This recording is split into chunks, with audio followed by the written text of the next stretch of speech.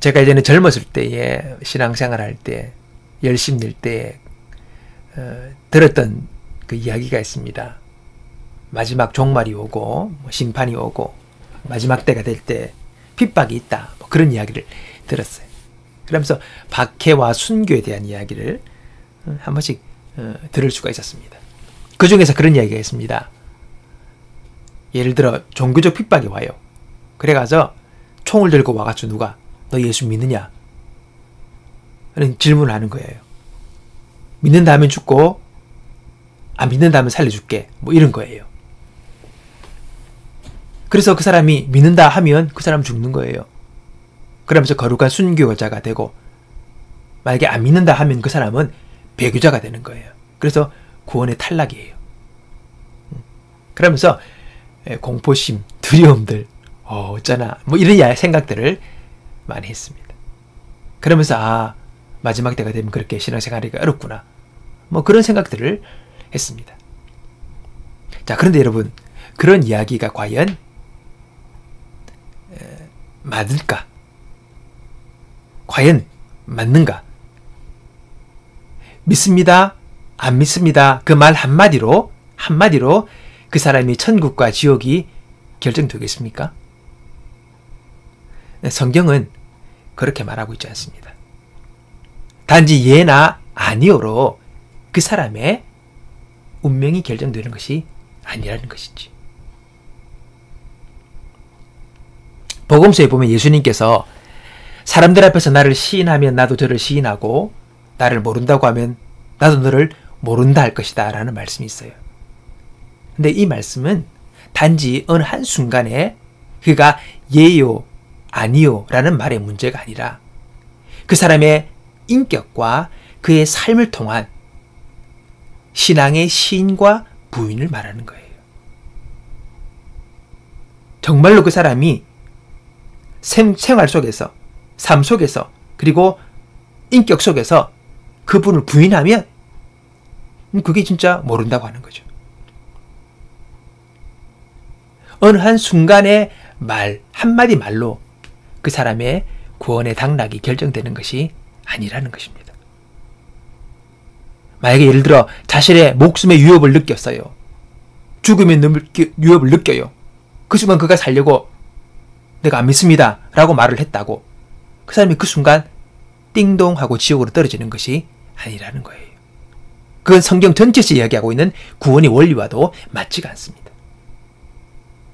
구원이 행동이나 말 한마디에 의해서 왔다 갔다 하는 것이라면, 여러분, 구원은 뭐라고 합니까? 믿음의 문제죠. 네가 정말 믿느냐는 것입니다. 믿음은 구원받는 거예요. 그 믿음 안에서 이루어지는 믿음의 고백이 그를 살리는 거죠.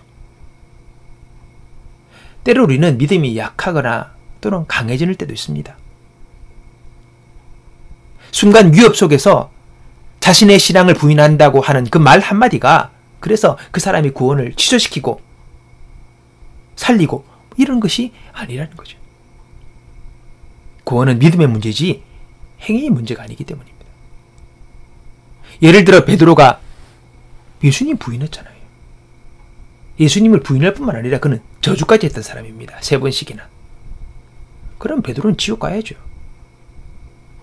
안 그렇습니까? 부인했으니까. 자기 살려고 부인했어요. 근데요, 그 후에 말씀 보면 예수님이요, 베드로를 찾아오세요. 너는 끝나서 나가리. 이게 아니에요. 그리고는요, 그에게 오셔가지고 그가 행했던 부인과 저주에 대해서는 한마디도 하지 않았습니다. 너 그랬지라는 어떤 뉘앙스도 띄우지 않아요. 아무 소리 하지 않습니다.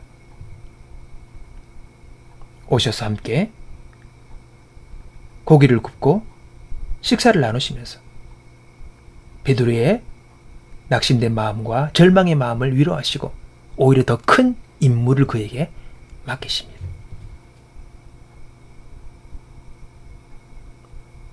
베드로는 예수님에 대한 믿음과 사랑이 있었습니다.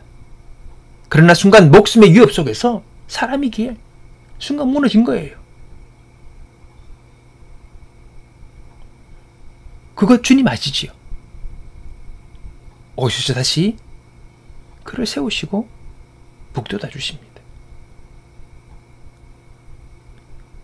예요 아니요 그 한마디에 천국과 지옥이 왔다 갔다 하는 것이 아니라는 것이죠. 우리는 성경을 볼 때에 그냥 단어 한마디에 우리가 너무 매이면 안 됩니다. 그 앞뒤 상황과 성경 근절을 통해서 그 말이 의미하는 말을 우리가 이해할 수 있어야 되는 것이죠. 아무튼 그 예나 아니요 그 한마디에 단순하게 결정되는 문제가 아니고 오늘 우리의 삶에, 우리의 중심에, 우리 마음에 믿음의 문제가 있음을 우리는 생각해 볼 수 있어야 된다는 것입니다. 그래서 핍박과 순교 이런 이야기할 때에 우리는 어떤 마음의 태도를 가질 것인가를 생각해 보아야 한다는 것이죠. 그래서 우리가 순교, 핍박, 구원, 멸망 이런 이야기가 성경에서 말하고 있는 진리와는 상당히 다른 가공된 이야기를 참 많이 들었습니다. 소설이면 소설. 진리와 그냥 하는 이야기들, 사람들의 말들 가운데 우리는 분별할 수 있어야 됩니다. 신앙이 어릴 때는 누가 그러면 그런 줄 아는 거죠. 오늘 모르니까 분별력이 없어요. 그러나 우리가 왜 성경을 읽습니까? 하나님께서 말씀하시는 진리가 어떤 것인가를 우리가 내가 직접 성경을 읽음을 통하여 이해하고 깨닫게 되는 거죠. 그러면 남들에게 의미 없이 또는 진리에 합당하지 않은 말들을 들을 때 이것이 무엇인가를 분별할 수 있는 힘들이 거기에서 생기게 되는 것입니다. 그래서 우리가 어릴 때는 모르지만은 그러나 점점 우리가 성장해 나가면서는 성경을 읽고 성경을 이해하고 진리를 깨달을 때에 우리는 흔들리지 아니하는 참 진리 안에서의 믿음을 가지고 나아갈 수 있는 그런 능력들이 세워지게 되는 것이죠. 말씀을 사랑하고 말씀을 이해하는 그런 은혜가 저와 여러분 가운데 있기를 주님의 이름으로 축복해야 합니다. 오늘 본문은 디모데가 목회하던 시절입니다. 그 당시에도 기독교에 대한 박해가 있었습니다. 처음에는 유대인들로 인한 박해가 있다가 이제는 로마의 박해를 받게 되는, 박해가 이어지는 그런 상황 가운데 있는 것이죠. 그 당시 예수를 믿는 사람은 박해를 받고 심지어 죽음을 당하는 그런 상황들도 있었습니다. 그러니까 여러분, 디모데가 에베소에서 목회하는 그 상황이 녹록치가 않았습니다. 위기의 상황이었죠. 그래서 디모데 후서나 전서 말씀 보면 그런 상황에서 너희가 어떻게 신앙생활을 해야 될 것인가를 이야기하고 있습니다.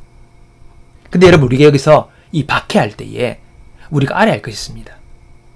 지금 디모데가 바울이 당하는 그 박해는요, 예전에 우리나라에 공산군이 쳐내려와서 박해했던 그런, 또는 지금의 북한의 상황에서 박해를 받는 그런 박해가 아닙니다. 그 당시에는 마구잡이에요. 무지막지하게 그냥 예수 믿느냐 안 믿느냐 들어닥쳐가지고 사람 잡아 죽이고 잡아가고 뭐 그런 상황이었는데, 그 당시 지금 디모데의 상황은 그런 게 아니에요. 예수 믿는다는 것 때문에 우리가 뭐 카타콤에 숨어있고 어디 도망가고 피신하고, 그러면 디모데가 에베소라는 지역에서 지역에 에베소 교회를 세워서 거기서 목회하는 자체가 불가능한 거예요. 지금 보세요. 에베소 지역에서 에베소 교회를 세우고 지금 목회를 하고 있는 거예요. 교회가 세워져 있는 상황이에요. 그러니까 예수 믿는 것 이 이유 하나만으로 그냥 무자비하게 잡혀가고 죽임을 당하는 그런 상황이 아니었다는 것입니다. 멀쩡한 건물이 있고 주일마다 사람들이 모여 예배하는 그런 교회에 담임 목회를 하고 있는 것이 바로 디모데예요. 마구잡이로 잡아서 죽임 당하는 그런 상황이 아니라는 것입니다. 로마 시대에도 기독교인을 핍박할 때 원칙이 있었습니다. 무지막지하게 그냥 한 게 아니에요. 두 가지가 있습니다. 첫째는 누군가 고발이 있어야지 잡아가는 거죠. 근데 고발을 할 때 반드시 고발하는 사람은 실명으로 고발을 해야 됩니다. 그건 로마의 법칙이 있어요. 그래서 자기가 누구고, 그래서 누구를 고발한다라는 이 고발이 들어와야지 말이 수색에 들어가는 거예요. 고발이 없으면 수색도 없는 거죠. 또 두 번째는 관리들이 기독교 신자를 수색하지 말라고 했어요. 그게 로마의 법령이 있습니다. 일부러 찾아가서 사람들을 잡아다가 예수 믿는다는 것 색출해서 잡아 죽이는 그런 상황이 아니다는 겁니다. 평상시 이들이 신앙생활 하는 것 다 알고 있는 거죠. 놔둔 겁니다. 무지막지한 그런 상황이 아니에요. 그러니까 지금 디모데는 교회를 세우고 담임을 맡고 예배를 드리며 신앙생활을 하고 있는 것입니다. 공공의 장소에서. 그러나 위협은 있는 거죠. 위험은 있는 것입니다. 들려온 이야기, 들었던 이야기, 본 일들이 있기 때문에 위축이 되고 두려움이 있고 걱정이 되는 것이죠. 안 그렇겠습니까? 항상 잠재적 박해의 가능성이 열려있기 때문입니다. 그 상황 속에서 오늘 사도 바울이 베드로에게 권면을 하고 있는 것이죠. 이런 상황이 되니까 이제 예수를 믿으려는 사람도 좀 어려워지고 믿고 있는 사람들도 불안과 두려움이 있으니까 이제 교회 나오지 말까? 이제 그만 신앙생활할까? 하는 일들이 생길 수가 있게 되는 것입니다. 그리고 목회자 입장에서 디모데는 위축이 될 수밖에 없는 거죠. 그런 일련의 상황 속에서 사도 바울이 디모데에게 지금 권면을 하고 있는 것입니다. 어떤 이야기 합니까? 지금 우리가 박해를 받고 어려움이 있지만은 우리의 존재는 이 생에서만 끝나는 것이 아니라 이후에 영광의 나라에 가면 주와 함께 다스릴 존재다. 그 영광이 기다리고 있다. 우리는 보통 사람들이 아니다. 라고 하면서 격려하는 것입니다. 또 하나는 두 번째는 가정입니다. 영어 성경에 보니까 if 만약에 혹시라도 우리가 주님 모른다 하면 우리도 주님 모른다고 할 것이다. 그러니까 우리가 주님이 우리를 모른다면 어떻게 되나? 그러니까 우리가 믿음을 지켜나가자. 그렇게 얘기를 하고 있는 것입니다. 주님이 모른다면 안 되고 주님께 인정받는 사람들이 안 되겠습니까? 혹시나를 모를 그런 만약에 우리가 정말 의도적으로 신앙을 버리고 우리가 딴 길로 가버린다면 주님 우리 모른다면 어떻게 되느냐? 만약에 그러니까 마음을 굳건히 해라. 주님께 인정받는 사람이 돼야지 라고 사도 바울이 권면을 하는 것입니다. 미래의 영광도 있고 또 주님도 우리를 모른다면 안 되니까 그런 신앙의 어떤 압박이라든지 또는 결단이 있지만은 그러나 여전히 불안함은 존재하지 않습니까? 두려움이 있는 거죠. 불확실한 잠재적 공포가 계속 있는 겁니다. 그러니까 그 마음에 안식을 가질 수 없지 않겠습니까? 불안한 거죠. 그러면서 사도 바울은 권면합니다. 봐라.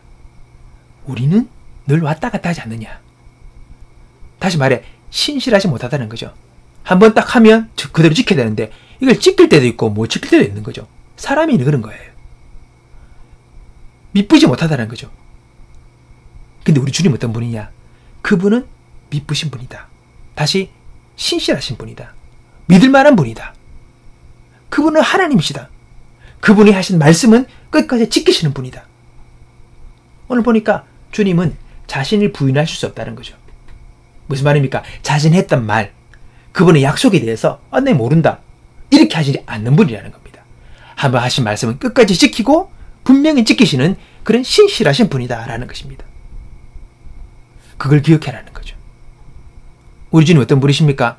나를 사랑하사 나를 위해서 독생자 예수를 보내시고 나를 구원하신 분 아닙니까? 그리고 나와 함께 하신다고 하셨고 나를 떠나지 않는 분이라고 성경은 말씀하고 있습니다. 그것을 너희가 기억하고 그 말씀하신 말을 분명히 지키실 것을 믿고 그 말씀과 그 신실하심 앞에 너의 인생을 맡기고 두려움을 떨쳐내고 불안을 떨쳐내고 신앙생활에 전진을 가져라. 그렇게 권면하고 있는 것입니다. 여러분 그렇습니다. 우리 하나님은요 신실하신 분입니다. 그분의 사랑과 돌보심, 나와 함께 하신다는 그 약속, 그것 끝까지 우리 주님은 지키십니다. 그러니 너 마음을 굳세게 하고 굳건히 하여 흔들리지 말고 믿음의 전진을 가져라고 우리에게 권면하고 있는 것입니다. 여러분, 디모데 시대는 그렇다 치면 오늘 우리들의 상황은 어떻습니까? 지금은 단지 예수 믿는다는 그 하나 이유만으로 우리가 끌려가 죽일 방어고 그러진 않지 않습니까? 그럼 어떤 위험이 있습니까? 우리의 삶 속에서 여러 도전하는 삶의 결핍이나 어려움들, 고난들이 있습니다. 다 있지요. 당장 내일 모레면 지출돼야 하는 고지서가 쌓여 있을 수도 있고, 재정의 어려움, 건강의 어려움, 인공관계의 어려움, 여러 가지 어려움들이 우리 삶 가운데 도전하고 있습니다. 그런 것들이 우리에게 두려움을 주죠. 걱정을 주고 불안하게 하고 우리 마음을 약하게 합니다. 큰 스트레스에 쌓이게 하죠. 그래서 우리가 주님께서 말씀하신 항상 기뻐하라, 범사에 감사하라, 쉬지 말고 기도하라는 그 주의 말씀 앞에 우리가 반응하지 못하게 합니다. 그리고 소망을 가지고 믿음의 전진을 하고 믿음의 싸움을 싸우라 하는 그 주님의 그 말씀 앞에 우리가 반응하지 못하게 하는 거죠. 그리고 삶이 여러분 계속 무너지고 헝클어지고 깨어지는 것입니다. 여러분, 두려움이 있고 그리고 사람이 공포에 쌓이게 되면요, 그 사람이 얼어붙게 됩니다. 딱 멈춰지는 거예요. 영어로 freeze, 딱 굳어버립니다. 생각이, 마음이 다 굳어버려요. 그래서 두려움에 사로잡힌 사람은요, 창의적인 행동을 하지 못합니다. 그리고 적극적인 삶을 살아갈 수가 없어요. 부정적이 됩니다. 방어적이 됩니다. 전진을 하지 못해요. 늘 불안함과 염려와 걱정에 붙잡혀서 진취적인 삶을 살 수가 없는 거죠. 그런 사람은 당연히 삶의 나아짐을 경험할 수가 없습니다. 그리고 성장과 또 부유함을 누릴 수가 없는 거죠. 그 마음에 두려움이 붙잡고 있기 때문에.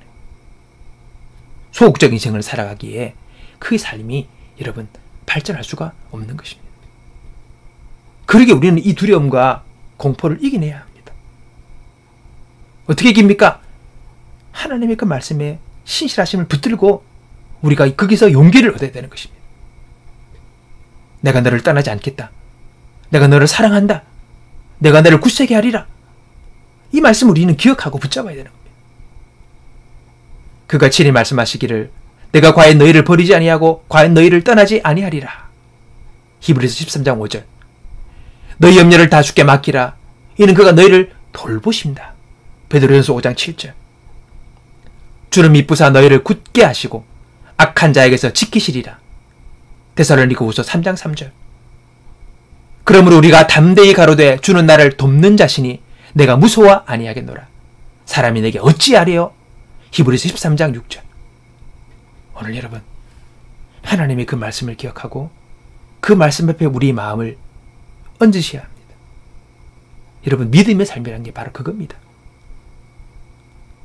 환경과 느낌과 감정을 의지하는 것이 아니라 하나님의 약속의 말씀을 의지하여 거기에 기반을 두고 거기에서 힘과 용기를 얻고 살아가는 사람이 믿음의 사람입니다. 디모데 시대는 디모데 시대의 어려움이 있고 오늘 우리의 시대에는 우리 시대의 어려움과 고난들이 있습니다. 여러분, 이 두려움과 이 어려움들을 우리가 이기고 나가야 되지 않겠습니까?